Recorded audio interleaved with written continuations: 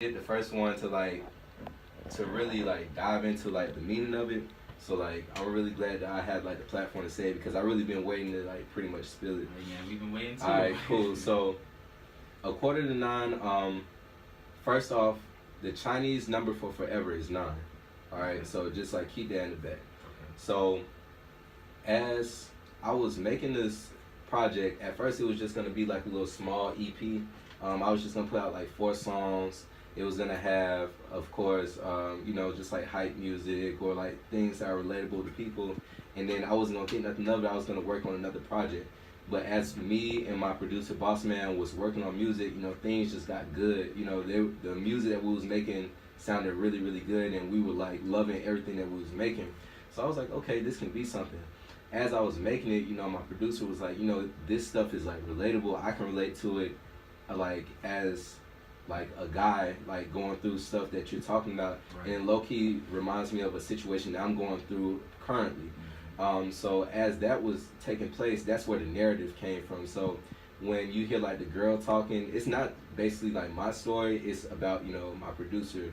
It's kind of like if you think about Confessions, right. And how like Confessions was really about Jermaine Dupri, but Usher was like singing it. Yeah, I wrote everything that like I talked about, and yeah, it's all stuff that I'm going through, but the narrative or the storyline was pretty much about my producer.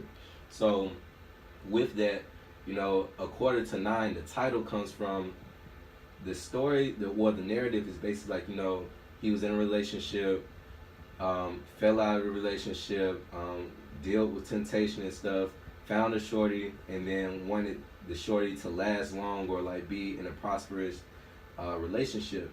So, but the thing about it is the dilemma is he doesn't know if he wants to give his all to the relationship since he just got out of one. So he's like, he wants her to be his forever, but he's scared to make her his forever, so that's why he's a quarter till 9. He's a quarter till being forever. So he's kind of there, but he's not all the way there.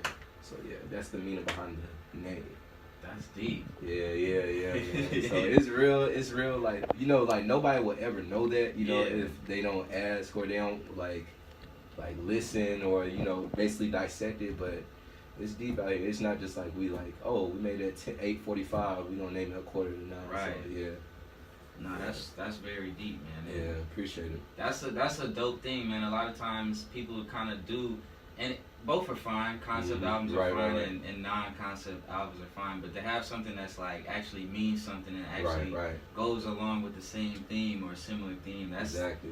I honestly feel like that's harder to do. To be honest, it is, because it's so easy to make like miscellaneous or loose leaf music, but when something ties and you're making a lot of content, you're trying to put all this content together in like one thing that makes sense sonically. It's a tough task to do. So yeah, absolutely, man.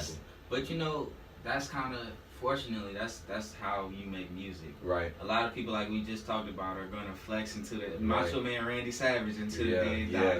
Walk in the room and tear a shirt off until they die. Yeah. And that's not something that you do in your music. Your music is definitely a reflection of what's going on around you and all of that. So on some of the things that are going on around us, like how have you been able to deal with all of this police brutality and all of this other stuff going on right now? And how have you been holding up? So, if you know me, or the people who do know me or follow me, they know that like I'm very active. So it's like I really care about like my people, and not just my people, but I care about people in general.